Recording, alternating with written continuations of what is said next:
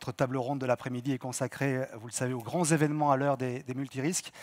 Et la France, elle a de la chance, la France. Elle a une lourde responsabilité aussi, puisque dans les 2 ans qui viennent, nous allons accueillir sur notre territoire 2 grands événements sportifs, la Coupe du monde de rugby 2023 et les Jeux olympiques et paralympiques 2024. Oui, parce qu'après, 100 ans après, donc les JO sont de retour à Paris, sauf qu'en 1924, il n'y avait que 3000 athlètes logés dans des baraquements en bois et que la cérémonie d'ouverture avait lieu au stade de Colombes. On en connaît 2-3 qui, en matière de sécurité, auraient sûrement apprécié que la cérémonie d'ouverture des prochains Jeux se déroule dans une enceinte un petit peu plus circonscrite, on va dire. Et celui avec lequel on va en parler, il est en train de descendre les marches. Donc on va éviter de provoquer un accident pour Laurent Nunez, qui nous fait le plaisir de venir entre 2 matchs de foot, parce qu'il regarde beaucoup de la télé en ce moment. Monsieur le préfet, je vous en prie. Et la reconstitution de Ligue dissoute, j'ai l'impression. Fonctionnaires qui se connaissent et qui se retrouvent. Je vous le disais, on va en parler avec Laurent Nunez de cette cérémonie d'ouverture, mais plus largement, évidemment, de ces Jeux Olympiques, puisque c'est lui qui est en charge, au niveau opérationnel, du bon déroulement au niveau de la sécurité de ces Jeux Olympiques. À ses côtés, quelqu'un que vous connaissez bien, un autre acteur institutionnel, Guillaume Poupart, directeur général de l'Agence nationale de sécurité des systèmes d'information, l'ANSSI.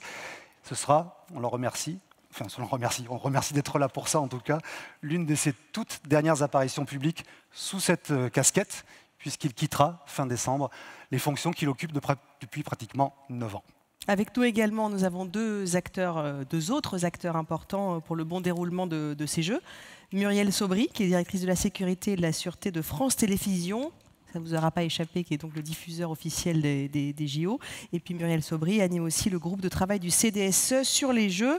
Et Luc Guillemin, à ma droite, président du groupement des entreprises de sécurité et également président de Securitas France. Merci à vous tous d'être avec nous cet après-midi. Alors avant de commencer à débattre, on va écouter un message, le message de quelqu'un qui attend beaucoup de vous tous, puisqu'il s'agit du président du comité d'organisation des Jeux Olympiques, Tony Estanguet.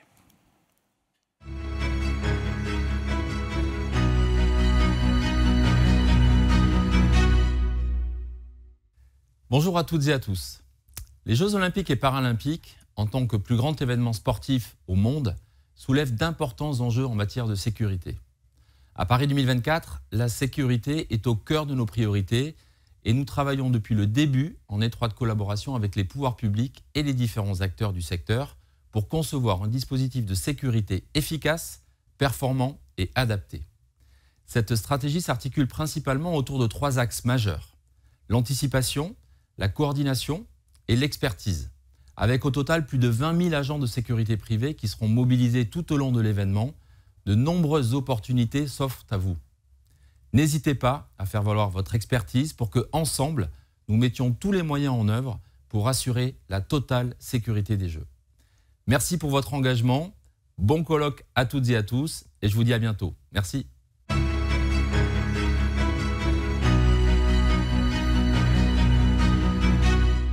On va commencer avec vous, monsieur le préfet, si vous voulez bien. Pendant toute la durée des Jeux, il paraît que votre zone de compétence va être élargie à toute l'Île-de-France.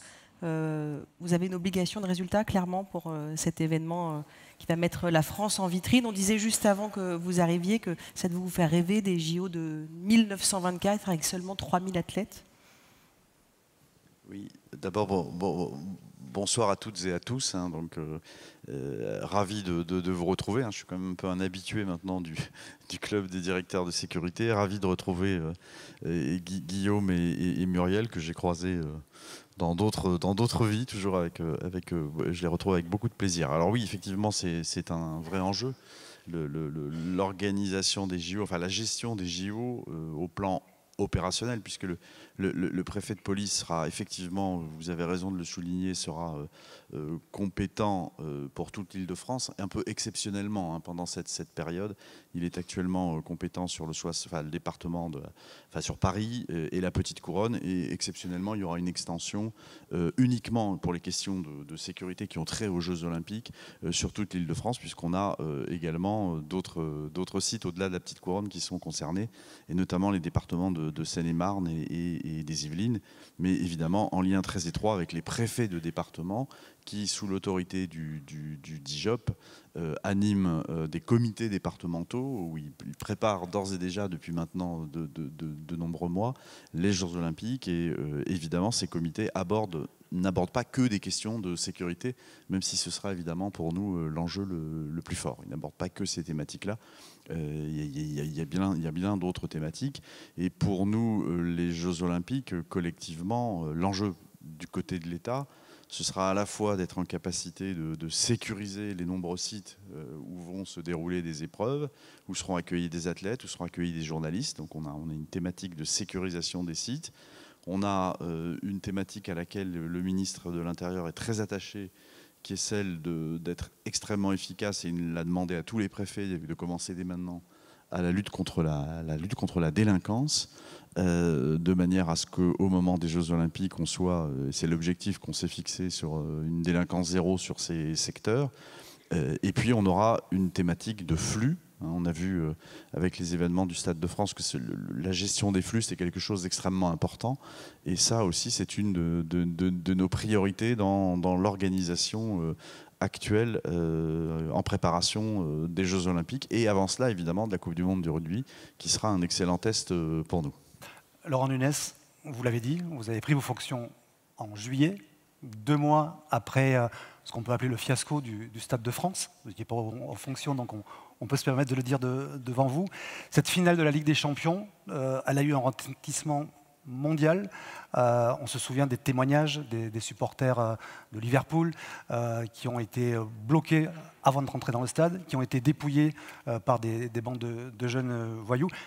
Concrètement, aujourd'hui, quelques mois après, est-ce que vous avez déjà tiré les premiers enseignements opérationnels de ce qui était un échec? Oui, alors d'abord, sur le côté fiasco, il faut qu'on arrête aussi un peu en France de toujours se tirer des balles dans le pied dès qu'il arrive des incidents. Oui, il y a eu des incidents graves, ils ont été reconnus comme tels. Après, comme le rappelle à juste titre mon prédécesseur, Didier Lallemand, le match a eu lieu, il y a eu une demi-heure de retard, le match s'est joué, il n'y a pas eu de mort. Voilà, bon, ça ne veut pas dire que tout ce qui s'est passé ce soir-là était bien, mais il faut arrêter, surtout quand on est à 1 an et demi d'un événement comme celui-là, de toujours essayer de se tirer une balle dans le pied. C'est très très français, hein, c'est très très français. Et en matière par ailleurs d'organisation d'événements, et notamment quand on parle de football, on n'a pas de leçons à recevoir de certains pays. Et les supporters d'une des deux équipes font partie d'un pays qui n'a pas trop de leçons à nous donner sur ces questions. Ce sont des sujets graves, sérieux, qui ont été pris au sérieux. Et on en a tiré évidemment des conséquences. Il y a eu un rapport qui a été fait d'abord par le préfet de police. Il s'est exprimé devant des commissions parlementaires. Et les conclusions qu'on en a tirées, elles portent sur deux thèmes principaux. C'est l'amélioration des flux autour du Stade de France, de la signalétique, de la gestion, de l'anticipation d'un incident. Et la deuxième conséquence forte qui a été tirée, c'est de renforcer les dispositifs de lutte anti-délinquance de manière à pouvoir être extrêmement proactif quand on est confronté, comme ça s'est passé ce soir-là, à des actes délictueux extrêmement graves. Alors, un des enjeux prioritaires, vous l'avez dit, c'est la sécurisation des sites. Et ils sont 28, du centre de Paris, Château de Versailles, Seine-Saint-Denis, Saint-Quentin-en-Yvelines, le village olympique. Enfin bon, ça s'étend, comme vous l'avez dit, sur toute l'Île-de-France. Et puis il y a un autre défi majeur, on l'imagine pour vous, c'est cette fameuse cérémonie d'ouverture sur la Seine. Ça implique des contraintes fortes en matière de sécurité, j'imagine.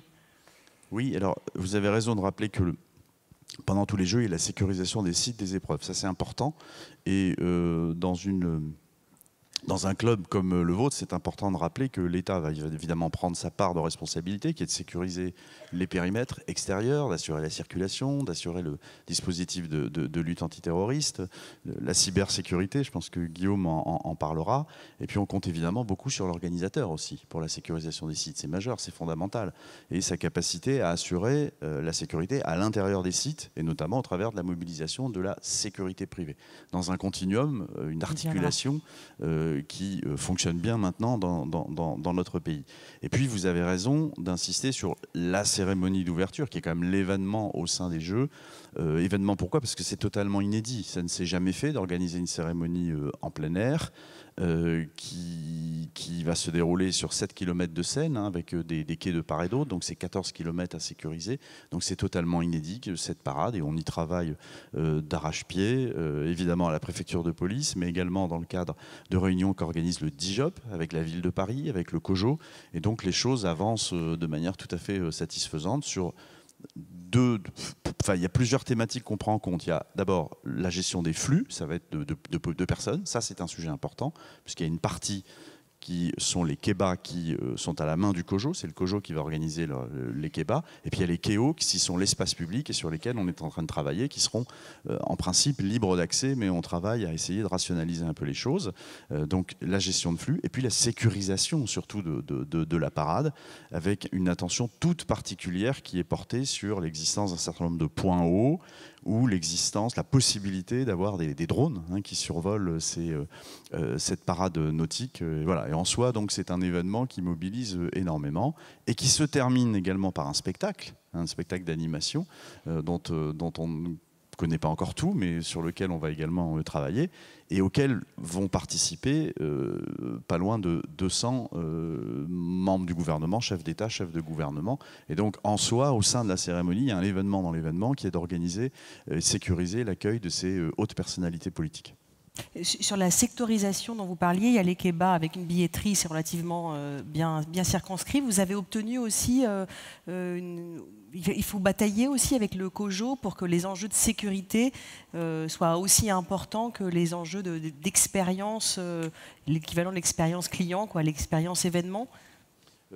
Oui, sur les kebas, donc c'est le COJO, hein, donc oui, où on attend à peu près 100 000 personnes. Puis sur les KEO, c'est un espace public à la régulation duquel nous sommes en train de travailler, puisque l'État a ses responsabilités en matière de sécurité, et nous y travaillons évidemment avec la ville de Paris également, qui est concernée, et puis le COJO. Voilà, nous sommes en train le travail est en cours là-dessus, mais il est évident que pour nous, c'est un espace extrêmement sensible où on pourrait avoir, si on n'y veille pas, une foule énorme et donc qui peut évidemment générer un certain nombre de difficultés, à la fois en termes de gestion de flux et de sécurité tout simplement. En tout cas, on aura des dispositifs de mobilisation des forces de sécurité intérieure qui seront énormes le soir de la cérémonie. Le ministre de l'Intérieur a donné le chiffre des effectifs mobilisés. On est sur quelques dizaines de milliers de personnels, donc des forces de sécurité intérieure. Donc il y aura un très gros dispositif de sécurité.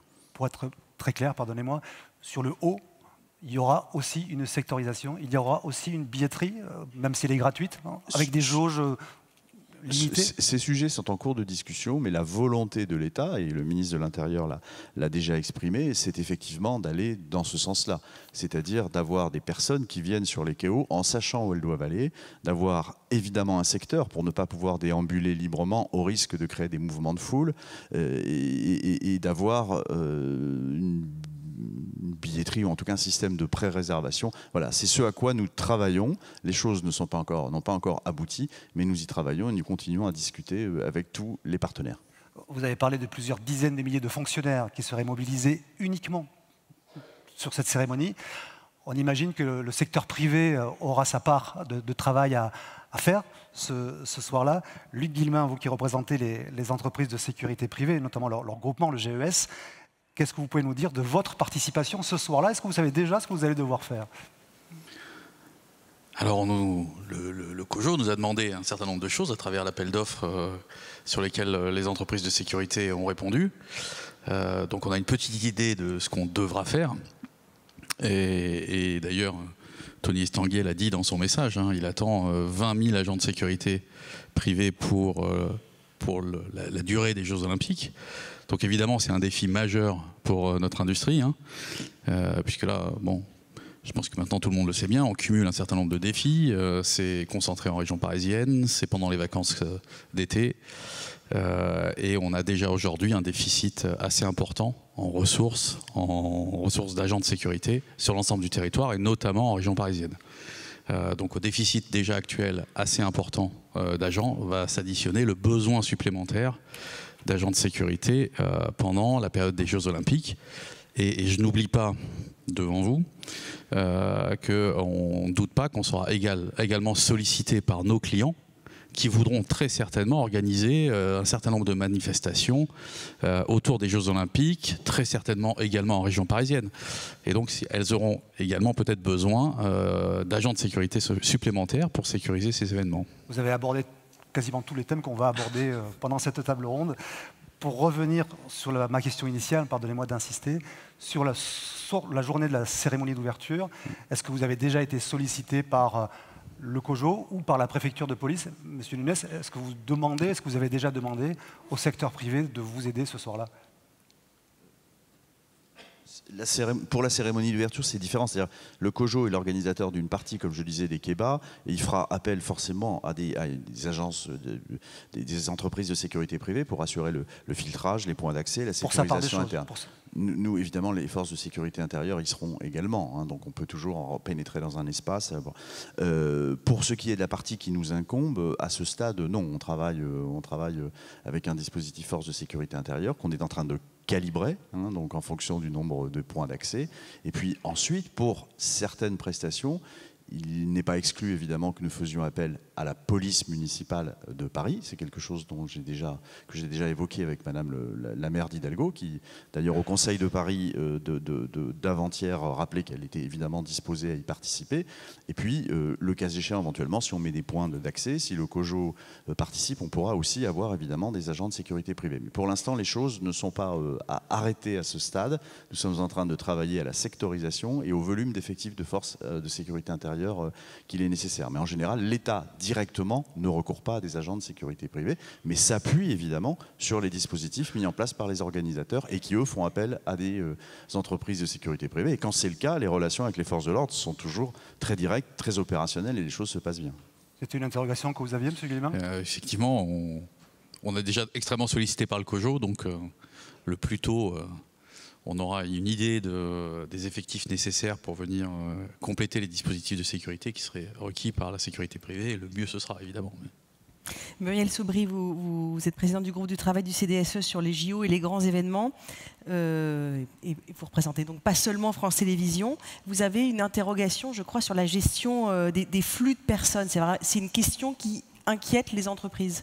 Oui, effectivement, nous avons deux points d'attention majeurs au niveau du groupe de travail sur les JO. Le premier qu'on vient d'évoquer, c'est éventuellement, même si il est peut-être qu'en filigrane, une déperdition en termes de volume, évidemment, du nombre d'agents de sécurité qui aujourd'hui sont employés au sein de nos entreprises et pour le bénéfice de nos entreprises, avec peut-être ce risque que certains agents de sécurité soient tentés d'obtenir une nouvelle case à leur curriculum vitae, à savoir cocher la case JO 2024. On pourrait le comprendre, d'autant que le marché étant ce qu'il est, ils n'auront aucune difficulté à retrouver de l'emploi par la suite, quand bien même ils quitteraient temporairement leur entreprise.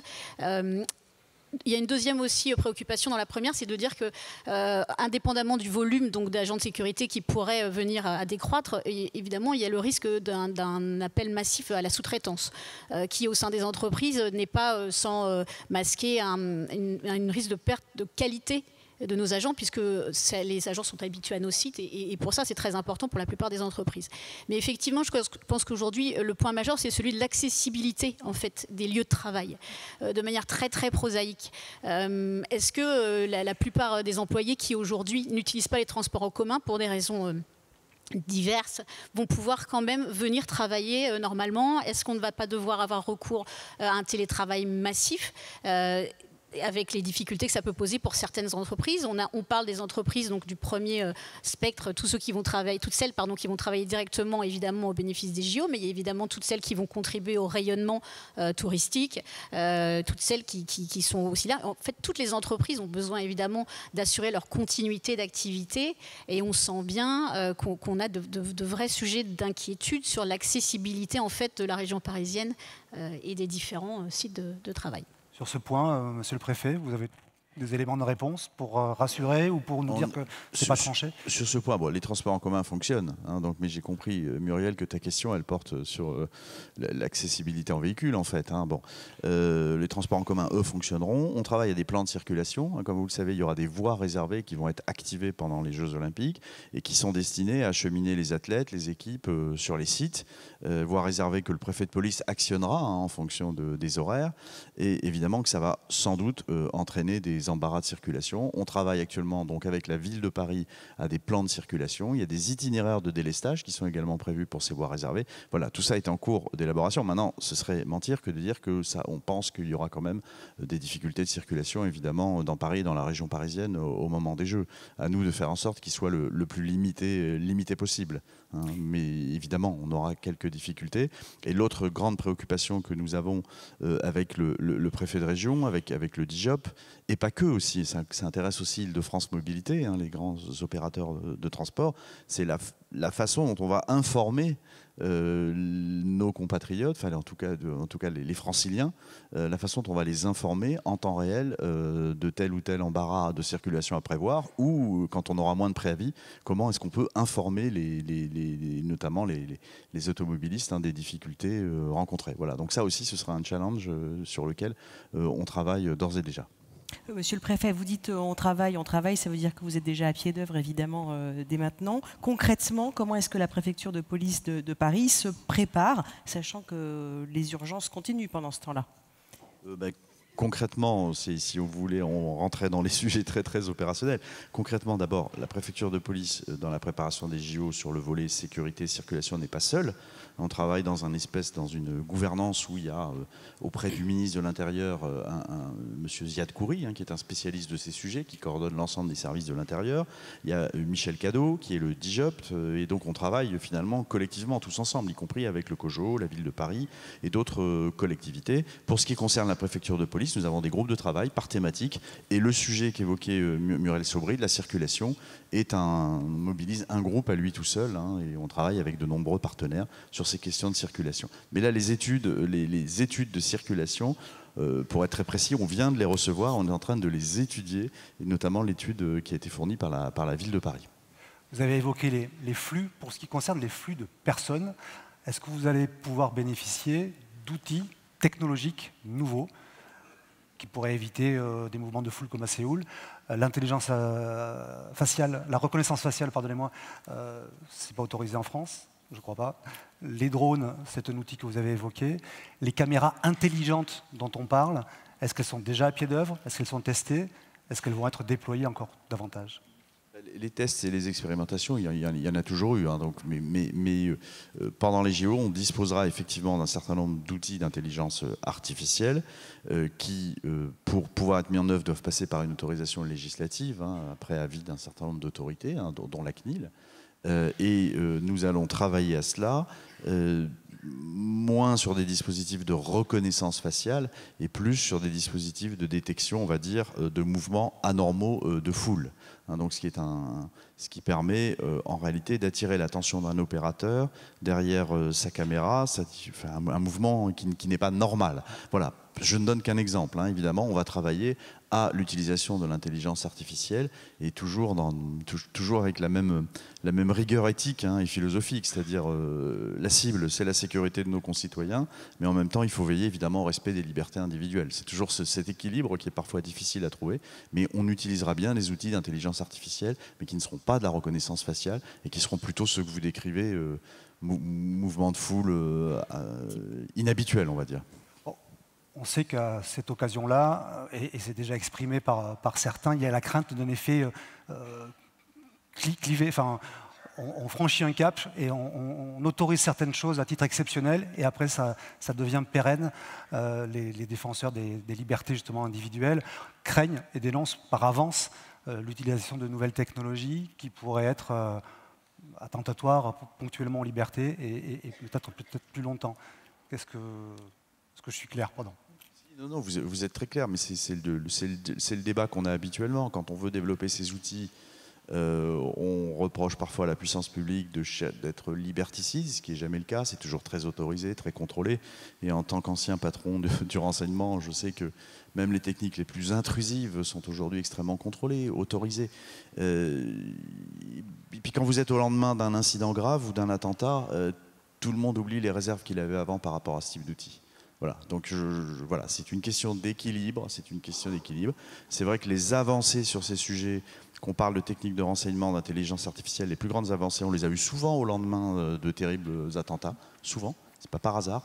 Mais voilà, donc là on y travaille de manière extrêmement équilibrée, proportionnée, et voilà, il faut qu'on sache rassurer sur ces questions.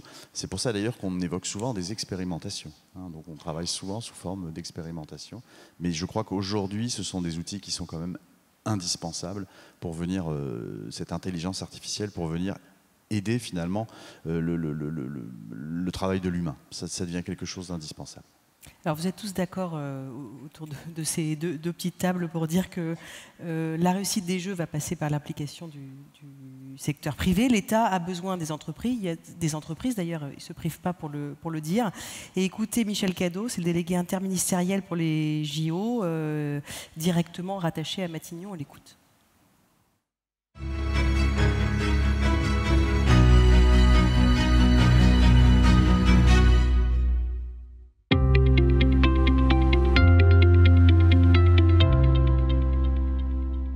Branche de la sécurité privée que vous rassemblez un peu aujourd'hui va être très impliquée. On a besoin de relations de confiance avec elle. Le gouvernement a pris des dispositions importantes pour renforcer le dialogue sur la sécurité privée avec le groupement des entreprises de sécurité et les autres acteurs. Il faut donc pouvoir poursuivre ce travail dans des commissions régulières qui se tiennent autour du ministre de l'Intérieur. De la même façon, les sponsors des Jeux, qui sont des contributeurs importants, vont organiser des événements, rassembler des relations d'affaires et et profiter de la période des Jeux pour valoriser une image en recevant beaucoup de visiteurs. Il faut que ces demandes d'accueil soient un peu coordonnées, qu'on puisse les gérer, les optimiser et permettre de rayonner davantage encore à cette occasion-là. Donc il y a un vrai travail qui doit être renforcé, de mon point de vue, dans la période qui s'ouvre, avec l'association des directeurs de la sécurité et plus généralement avec le monde économique pour valoriser en termes d'héritage les effets des Jeux et l'attractivité qui va être celle de la France pendant cette période.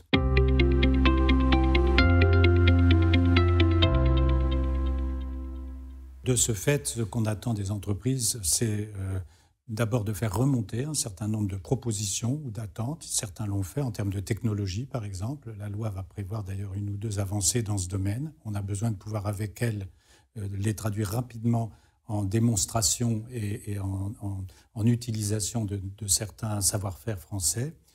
Nous attendons aussi des entreprises une capacité à coordonner un certain nombre d'efforts, par exemple pour optimiser les ressources de la sécurité privée, qui vont être un des risques de capacitaire majeur de cette préparation. On a besoin enfin du regard des entreprises pour faciliter les formations dans l'emploi sur l'ensemble des services qui vont être déployés en termes d'alimentation, de nettoyage, de conditions d'accueil sur l'espace public, dans les équipements, sur les sites d'épreuves.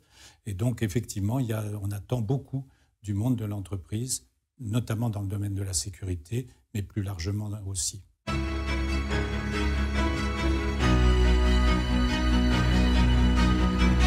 Alors, je crois que le message est clair de la part du DIJOP, du préfet Cadot. On se souvient, je crois, tous, de 2012, des Jeux de Londres. Et là aussi, c'était, peut-être encore plus un fiasco. Je ne veux pas rappeler ce mot trop souvent. Mais un seul opérateur privé avait été choisi par le comité d'organisation. Et à 2 semaines de l'ouverture des Jeux, il avait déclaré forfait, quoi. En clair, il n'avait pas pu assumer ses promesses. C'est l'armée britannique qui avait dû être appelée en renfort. En France, M. Guillemin, le COJO a fait un choix totalement inverse. Au lieu d'un seul opérateur, il a lancé une multitude d'appels d'offres. Est-ce qu'aujourd'hui, cette méthode a payé, si j'ose dire? Est-ce que vous savez si ces appels d'offres ont tous été remplis, acceptés, validés? Je ne suis pas sûr d'être la bonne personne pour répondre exactement à la question. Je peux vous donner mon impression. D'abord, on a beaucoup travaillé avec le COJO en amont de ces appels d'offres, justement pour favoriser et expliquer au COJO que la meilleure façon de répondre à l'enjeu, c'était qu'un maximum d'acteurs puissent participer à ces appels d'offres. Et donc, le fait qu'il y ait eu beaucoup de lots, c'est une bonne nouvelle, parce que ça permet à beaucoup d'entreprises de répondre sur une partie des lots, mais pas sur l'ensemble. Et aujourd'hui, vous ne trouvez aucune entreprise de sécurité privée en France qui a la prétention de couvrir l'intégralité des lots et de dire « je vais pouvoir répondre aux besoins des 20 000 agents de sécurité pendant les Jeux ». Donc de ce point de vue-là, c'est rassurant. Est-ce qu'il y a suffisamment d'entreprises qui ont répondu aux appels d'offres? Est-ce que les réponses sont de qualité? Quels seront les choix que fera le COJO lot par lot? Ça, il faudrait que Tony Estanguet nous le dise ou que l'État le demande à Tony Estanguet, mais moi, je n'ai pas ce pouvoir-là de pouvoir regarder qui a répondu, à quel prix et à quelle qualité. Sinon, j'aurai un problème avec mon autre casquette qui est d'être aussi peut-être quelqu'un qui a répondu à cet appel d'offres sur un certain nombre de lots. Bon, pour ceux qui ne le sauraient peut-être pas, vous êtes aussi le président de Securitas France. Effectivement. En tout cas, ça ne répond pas à une autre problématique, c'est comment est-ce que vous allez faire pour attirer du personnel d'ici 2024? Vous avez des outils, des leviers? Alors on travaille maintenant depuis 3 ans sur un certain nombre d'actions et de leviers. On a un premier grand axe qui est de travailler avec l'État sur comment adapter les règles qui régissent notre secteur d'activité pour faire en sorte de libérer entre guillemets de la ressource. Un exemple, on a demandé au ministère du Travail de nous aider à assouplir les durées légales de temps de travail pour nos agents pendant la période des Jeux.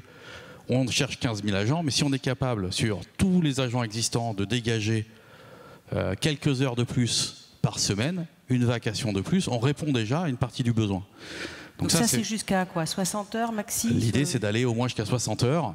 Et également de réduire la période entre 2 vacations, qui aujourd'hui, il y a un repos minimal de 11 heures. Si on peut réduire un peu ce délai, ça permet d'augmenter nos options pour faire travailler pendant les Jeux. Et je pense que ça répond aussi à un besoin qui a été exprimé, qui est une crainte de tous les directeurs de sécurité qui ont des prestations avec des agents de sécurité en région parisienne, c'est se dire mes agents vont disparaître du jour au lendemain pendant les Jeux pour aller faire les Jeux.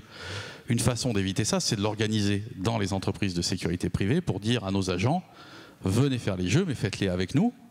On va vous donner l'occasion de faire 1, 2, 3, 4 vacations pendant la durée des Jeux pour aller participer à cette fête des Jeux Olympiques, mais sans mettre le bazar sur les plannings de prestations récurrentes auprès de tous nos clients.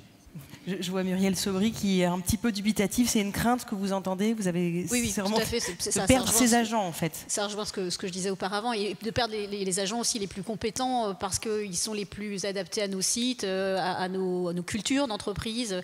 Voilà, c'est la difficulté majeure. On a évidemment tendance à penser que les meilleurs vont avoir envie, encore une fois, de cocher cette case, quitte à revenir par la suite. Et c'est un sujet de préoccupation majeure.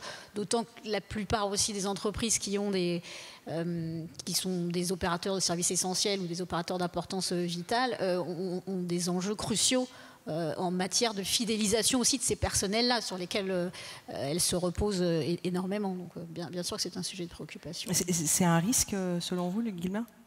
C'est sûr qu'en l'état, c'est un risque, et on voit d'ailleurs de plus en plus de discussions entre les prestataires de sécurité privée et les donneurs d'ordre autour de ces sujets. Ça commence à arriver, les appels d'offres, les questions sont clairement dedans aujourd'hui pour dire comment vous faites en juillet 2024 pour assurer la continuité de la prestation pendant les Jeux.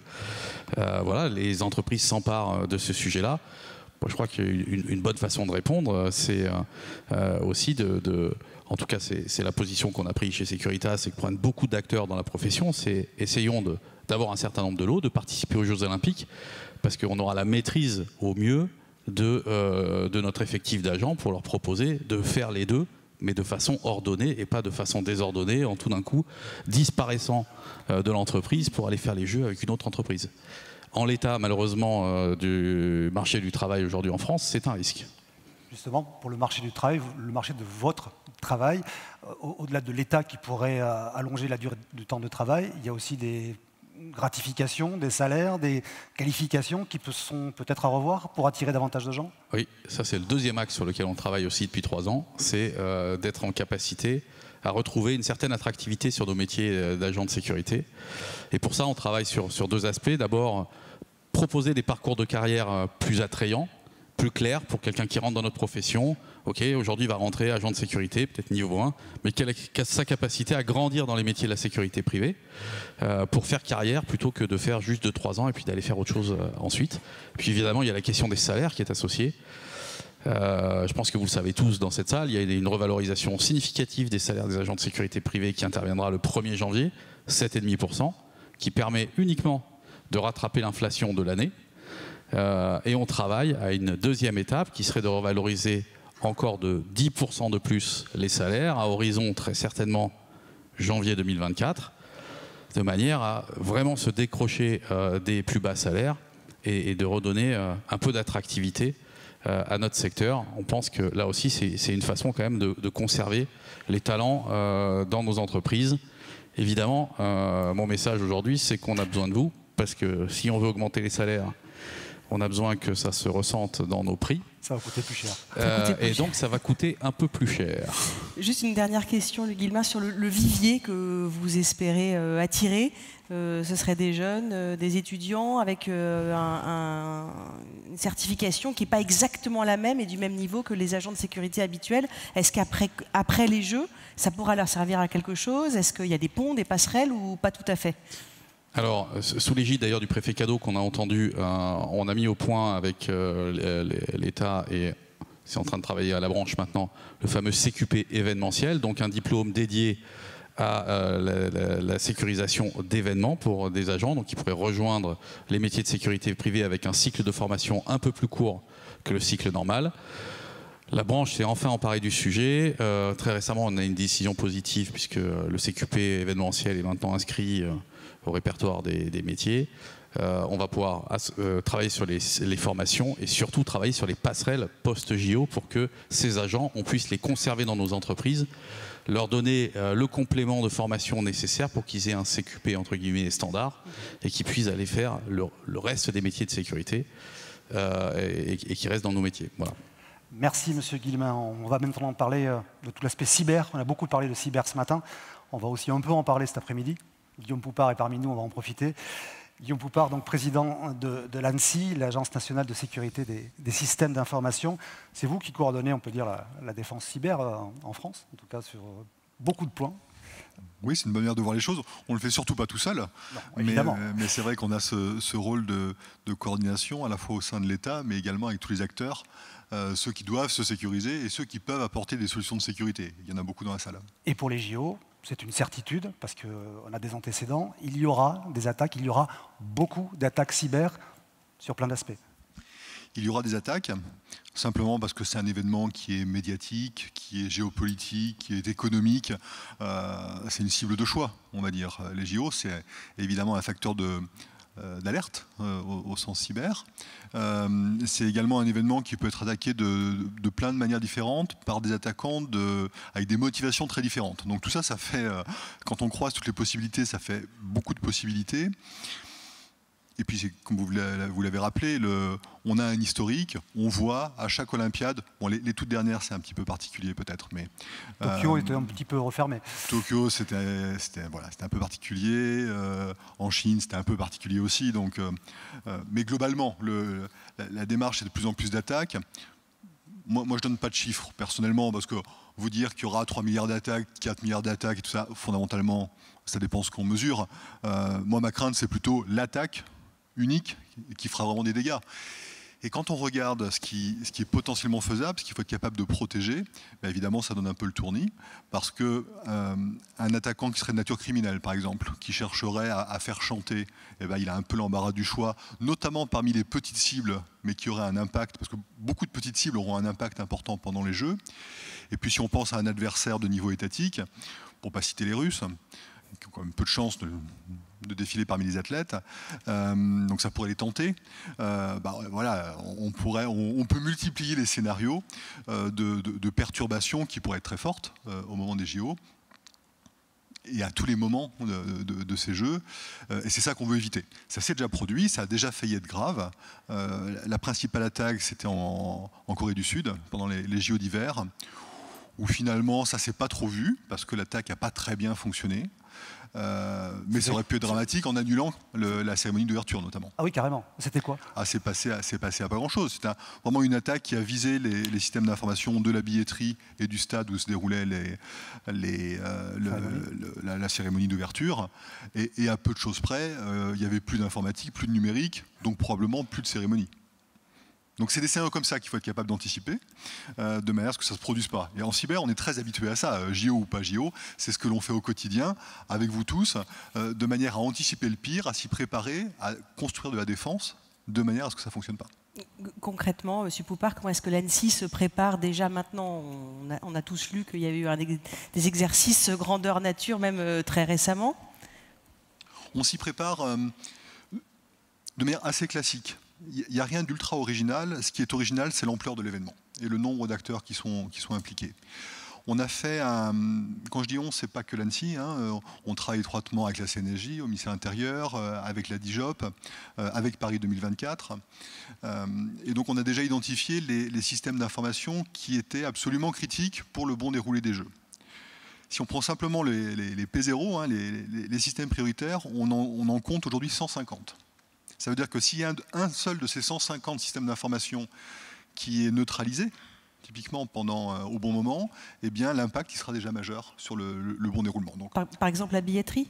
La billetterie, c'en est un des 150, très clairement. Et un autre pour nous donner des idées? Alors ça peut être des choses assez originales. Je le dis, ça. Voilà, les méchants, ils ont les mauvaises idées sans moi, donc je me permets d'être assez libre, mais rien que les afficheurs. Dans les stades, par exemple, les affichages. Si un attaquant prend le contrôle de ces afficheurs et écrit des bêtises, bon, ça peut être une mauvaise blague, ça peut également provoquer une catastrophe. Et ça, c'est des scénarios qu'on a déjà, typiquement, dans le domaine des transports, notamment, dans pas le domaine. Voilà. Si on est capable de prendre le contrôle de ça, alors qu'évidemment, les gens qui sont là ne s'y attendent pas et ne savent même pas que c'est faisable, fondamentalement, il peut y avoir des mouvements de panique, il peut y avoir des phénomènes assez étonnants. Et puis, plus généralement, voilà, tout ce qui est gestion des flux, tout ce qui est gestion de la logistique, jusqu'à des choses aussi bêtes que les systèmes métiers, le chronométrage.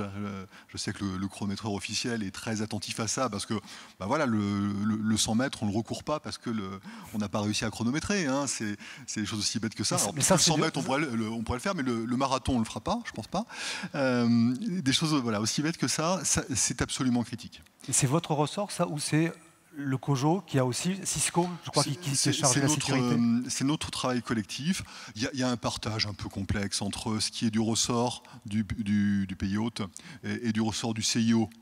Ce qui veut dire qu'à la fin, il faut qu'on se parle étroitement, parce que si on ne se parle pas, on va avoir un problème aux interfaces. Vous dites il faut, mais ça a déjà commencé. Bien sûr. Moi, je dis bien sûr. Oui, la réponse est oui. Je ne suis pas sûr qu'on soit totalement en avance, mais ça c'est classique. Mais de fait, le travail il est largement entamé. Donc un travail d'identification, un travail d'analyse technique. Il va falloir qu'on fasse des audits, qu'on mène des audits sur tous ces systèmes critiques pour en identifier le niveau de sécurité. Et puis probablement un travail de correction, parce que des audits où tout est vert à la fin, vous connaissez ça par cœur, c'est rare fondamentalement. Et dans les différents systèmes, quelque part là où je suis très serein, parce qu'il n'y a pas que des mauvaises nouvelles, loin de là, tout le travail que l'on mène depuis des années avec les opérateurs critiques, qui sont critiques le reste du temps, et qui le seront encore plus pendant les Jeux, ce travail il paye aujourd'hui. C'est vraiment c'est le socle sur lequel on peut s'appuyer. Le travail qu'on a fait avec les acteurs de l'énergie, des transports, des médias, tout ce travail-là qui est en place et qui a construit progressivement des systèmes robustes, va être un point fort pour sécuriser les Jeux. Après, évidemment, il y a d'autres systèmes qui sont plus particuliers, qui sont soit pas si critiques que ça en temps normal, et ils vont le devenir pendant la période des Jeux. Je pense à certains sites, par exemple. Je ne vais pas les citer pour ne pas leur porter malchance, mais enfin, on sait très bien qu'il y a des sites qui sont, c'est pas des opérateurs d'importance vitale, mais le jour où il y aura des épreuves olympiques dans ces sites-là, évidemment, leur sécurité globale sera très importante. Et puis, il y a des systèmes qui vont être construits de manière ad hoc, spécifiquement pour les jeux et démontés après. Et c'est peut-être sur cela qu'il faut être le plus attentif possible, parce qu'on sait très bien qu'ils ne vont pas être livrés avec des mois et des mois d'avance, pour certains d'entre eux. Et donc ce qui va avoir tendance à tomber en marche 3 jours avant les épreuves, ou le moment critique, c'est vraiment là où il ne faudra pas qu'on ait des problèmes de sécurité.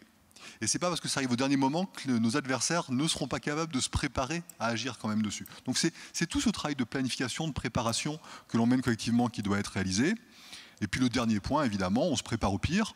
Vous avez cette habitude, de se préparer au pire, c'est la meilleure manière pour qu'il ne se produise pas. Et donc si on commence à avoir des problèmes au niveau opérationnel quelque part, l'idée c'est que tout soit déjà coordonné, que toute la tuyauterie soit en place pour réagir au plus vite, et donc faire en sorte que l'impact soit minime et ne tourne pas à la catastrophe. Vous avez déjà identifié en temps normal, on va dire, les acteurs critiques. Et là, spécifiquement pour les JO, vous avez déterminé les acteurs en différentes catégories. Exactement. Vous pouvez les détailler, par exemple? Non, les catégories, elles sont par niveau de criticité d'une part. Après, on va y retrouver des acteurs qui sont sous forte tension également aujourd'hui. Ça ne se passe pas qu'à Paris, les JO. Il y a beaucoup de collectivités qui vont être impliquées. Collectivités qui aujourd'hui sont sous très forte pression de tout ce qui est menace criminelle. Donc évidemment, c'est pas au moment des jeux qu'on pourra se permettre d'avoir un rançongiciel qui viendra complètement éteindre les systèmes d'information de telle ou telle collectivité. Alors après, avec des conséquences qui sont variables. Et on sait qu'à certains endroits, on sait globalement, dans les plans de continuité, on sait globalement se passer de certains systèmes numériques. Mais voilà, quand on fait ce travail un peu complexe de catégorisation, rien que au sommet de la pyramide, il y a déjà 150 systèmes. Donc c'est quelque chose qui nécessite vraiment une application très globale, à la fois de ceux qui doivent prendre conscience du fait qu'il faut se sécuriser. Et je dois témoigner du fait que, comme toujours, c'était compliqué au départ et aujourd'hui, on est totalement aligné, notamment avec Paris 2024, qui prend ces sujets de sécurité très au sérieux. Il n'y a aucun doute là-dessus. Et puis avec d'autres acteurs qui sont un peu surpris au départ, et puis quand on leur explique les risques potentiels, comprennent très bien que c'est leur intérêt, avant tout, d'être sérieux en termes de cybersécurité également. Il y a tous les sujets de sécurité de manière générale. La cybersécurité, c'est un sujet supplémentaire qui peut venir compliquer les choses, qui peut être la goutte d'eau qui fait déborder le vase également. Je vous prends qu'un exemple, puisque vous parliez de circulation automobile. Si les feux tricolores simplement ne fonctionnent plus, on sait très bien que la circulation sera très complexe. Donc ça peut être cette goutte d'eau cyber qui peut avoir des effets physiques sur le monde physique absolument dramatiques. Muriel Sobry et Guillaume Poupart évoquaient un exemple tout à l'heure.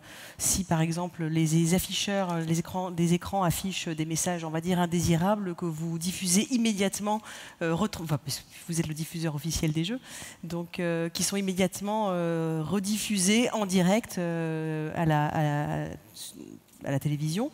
Ça fait partie des risques que vous anticipez. Ça, vous travaillez de concert avec l'ANSSI pour éviter ce genre de mauvaises surprises? Alors effectivement, nous avons un groupe de travail avec l'ANSSI, pas spécifique au JO pour l'instant, puisqu'on continue en tout cas à travailler aussi dans le cadre groupe médias public-privé. Étant les seuls diffuseurs en clair et en direct en fait, du pays, on est un groupe à nous deux, entre guillemets.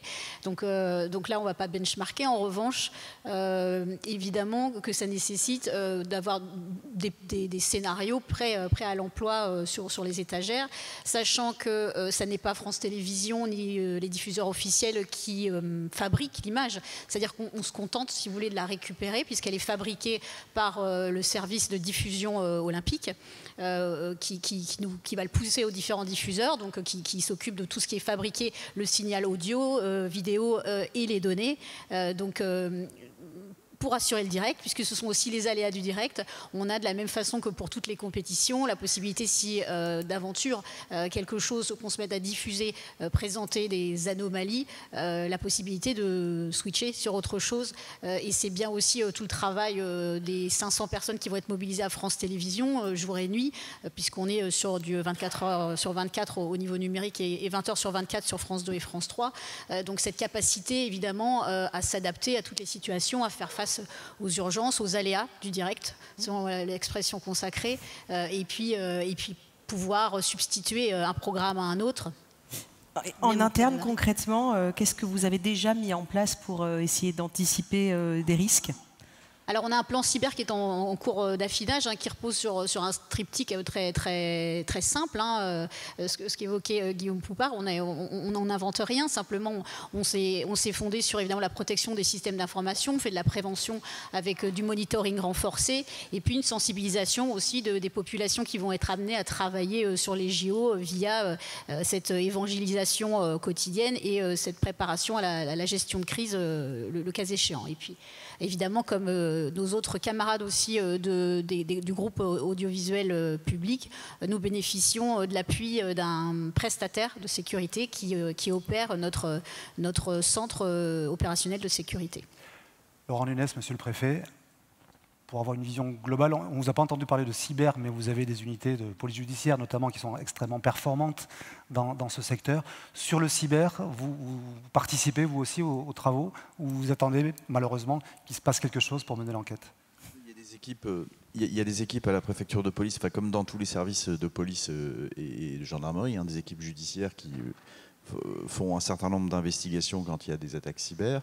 Il y a aussi les services de renseignement, donc Guillaume le sait, qui travaille plutôt sur des attaques aux mains d'autorités étatiques, mais le chef de file, ça reste l'ANSSI, évidemment, mais les services de renseignement y concourent également. Donc oui, nous participons évidemment à cette lutte activement, et il y a certains services de la préfecture de police qui, sous la coordination de l'ANSSI, apportent leur concours, oui, et leur savoir-faire sur ces sujets. En matière de renseignement, puisque vous êtes un homme du métier, il y a déjà des remontées clairement identifiées ou c'est un type de menace qui surgit au dernier moment? Non, il y a pas de. C'est ce que disait Guillaume. Je ne vais pas redire ce qu'il a remarquablement dit. Il y a pas. Le risque, il est là, il est connu. L'ANSSI travaille en termes à la fois de protection, de détection, et les services de renseignement y concourent également. Y concourent également avec les techniques et les moyens qui sont les leurs. Muriel Sobry, juste si on peut revenir à vous, pour qu'on mesure bien les enjeux pour un diffuseur, vous pouvez nous rappeler quelques antécédents que vous gardez en tête, j'imagine? Alors pour les JO de Tokyo, c'est 50 millions de spectateurs français différents qui à un moment ou à un autre ont suivi une épreuve des Jeux Olympiques. C'est donc pas loin de 660 heures d'antenne, pas à Tokyo, mais on en prévoit 1400 pour les JO de Paris et les Jeux paralympiques également, puisque pour le coup là je disais qu'on se limitait à récupérer le signal, c'est pas tout à fait vrai, c'est-à-dire que derrière évidemment il faut l'habiller, il faut des commentateurs, il faut des reportages, il faut des incrustations, il faut des interviews, donc même si on joue à domicile, ça va nécessiter un gros déploiement d'installations techniques, un gros déploiement évidemment de journalistes, de techniciens, c'est bien pour ça d'ailleurs que 500 personnes seront mobilisées pendant 2 mois, et c'est ce qui explique les répercussions, voilà, tout ce qui va passer à l'antenne potentiellement donc peut être vu par des millions de téléspectateurs à un moment donné. Donc on devine bien évidemment que si une organisation criminelle a envie de diffuser un message comme ça a pu être le cas sur d'autres événements et se sert ne serait-ce que de notre support numérique, puisqu'aujourd'hui la télévision est beaucoup regardée en fait via autre chose qu'un téléviseur, les répercussions peuvent être assez dantesques. Une substitution d'antenne par exemple? Une substitution d'antenne, c'est ça, avec un message ou un film de propagande qui diffuserait des informations. Ça, c'est le haut du spectre. Et puis, ça peut être aussi... Ça s'est déjà passé, ça? Alors ça s'est passé notamment pas pendant les JO, mais lors de l'Eurovision en 2019 en Israël, où on a eu un magnifique film de propagande qui a pris le pas sur la retransmission en direct des dernières qualifications et qui a été signé évidemment par une organisation à vocation terroriste. Donc c'était impressionnant parce qu'il y avait un petit film d'animation, c'était plutôt bien fait. Et parallèlement à ça, on demandait aussi aux spectateurs qui étaient à l'intérieur de la salle qui recevait donc cette Eurovision de quitter les lieux, parce qu'on leur indiquait qu'ils allaient sans doute subir une attaque à la roquette. Donc ça peut être, oui, effectivement catastrophique aussi en termes de diffusion de fausses informations. Typiquement une multicrise. Une multicrise. Une situation de multicrise du coup. Merci à tous. Avant de nous quitter, on va rester un petit peu avec vous, Guillaume Poupard, puisque, on l'a dit, c'est vos derniers jours à la tête de l'ANSSI. Cela fait presque 9 ans désormais que vous êtes à la tête de cette Agence nationale des sécurités des systèmes d'information. Est-ce que vous pouvez nous, en 9 ans, votre expérience, vos plus grandes satisfactions, on va dire, quel bilan vous pouvez en tirer? Oh, c'est pas facile comme question. On fera le pire après. Oui, après, ça sera plus je vous compliqué fais quand on confiance. va vous demander peut-être vos regrets. Ou... Non, alors 9 ans, c'est 9 ans qui sont passés extrêmement vite. Ça donne le vertige. C'est 9 ans pendant lesquels la prise de conscience sur ces questions de sécurité. Moi, ça fait quand même un bon moment que je n'ai pas croisé quelqu'un qui m'expliquait que tout ça, c'était une mode qui allait passer. Malheureusement, mais c'est comme ça. Donc la prise de conscience collective, elle est essentielle. On y est peut-être un peu pour quelque chose. Les attaquants, ils sont pour beaucoup aussi. Hein, donc ça, on reste très modeste là-dessus. Et puis surtout, moi, si j'ai une satisfaction, voilà, pour pas faire toute une liste un peu pédante, c'est la capacité des services de l'État d'un côté à travailler ensemble. Et je regarde Laurent parce qu'il y a beaucoup contribué. C'est pas facile. C'est pas facile de faire travailler ensemble des militaires, des civils, le monde du renseignement, des gens qui sont plus dans la prévention et la défense comme nous. Donc ça, c'est une vraie réussite qui marche particulièrement bien en France. Et l'autre belle réussite, mais qui est finalement le corollaire, parce que c'est le même état d'esprit qui est en œuvre, c'est le fait de ne pas mettre des limites. Et donc les barrières qu'il peut y avoir entre le secteur public, le secteur privé, la relation de confiance véritablement qui s'est instaurée, elle fait qu'avec des moyens qui ne sont pas les moyens des superpuissances à l'échelle mondiale, on est capable de jouer dans le premier cercle des grandes puissances. Et ça, c'est... Ouais, je vais être honnête, c'est une très très grande satisfaction de voir ça, de voir ce jeu collectif. D'avoir fait discuter des mondes différents qui n'ont parfois pas le même langage. C'est exactement ça. Donc, quand je fais un clin d'œil, je dis les cheveux courts et les cheveux longs, ou les poils courts et les poils longs, pour ceux qui aiment les chats. Mais c'est essentiel. C'est essentiel. Personne n'a la réponse seule sur des sujets aussi complexes, qui sont complètement transverses. Et tout l'intérêt d'ailleurs, et c'est ce que j'ai adoré pendant 9 ans, c'est l'hyper-variété et des interlocuteurs et des sujets et des secteurs dans lesquels le numérique s'est invité et donc les questions de sécurité numérique se sont invitées également. Donc ça, c'est ce que vous avez adoré. Qu'est-ce que vous avez détesté?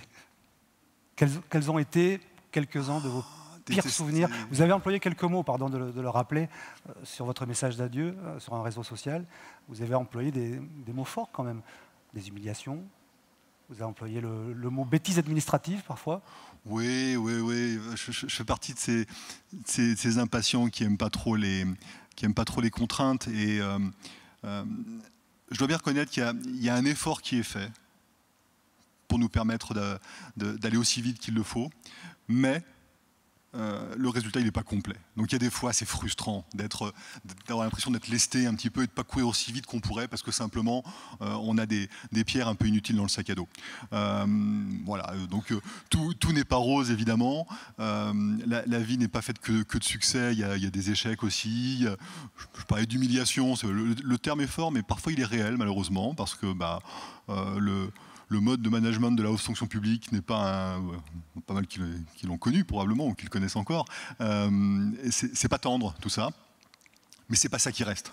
C'est pas ça qui reste. Ce qui reste, c'est vraiment une aventure incroyable et une aventure qui donne du sens. Alors ça, le sens, la bienveillance, tout ça, c'est les termes de l'IGNID, mais c'est une réalité. En tout cas, moi, c'est ce que j'ai vécu à l'Annecy, en interne, avec des équipes géniales, vraiment géniales. Jamais eu assez l'occasion de leur dire, mais ça c'est formidable. Et puis globalement, ce fonctionnement en équipe où parfois ça frotte, parfois on n'est pas d'accord, mais on s'explique, on recale les choses et à la fin on est meilleur collectivement. Donc c'est vraiment ça que je retiens. Alors, collectivement, vous êtes 600 ? Est-ce que on a entendu une expression un jour qui nous avait marqué avec Alain, c'est la haute couture, il faudrait passer au prêt-à-porter. C'est-à-dire, est-ce que vous pouvez être plus nombreux afin d'aider davantage d'entreprises, davantage de personnes?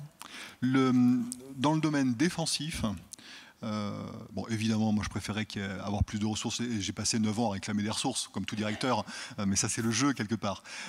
600, c'est un effort réel. Est-ce que c'est suffisant? C'est ça la question.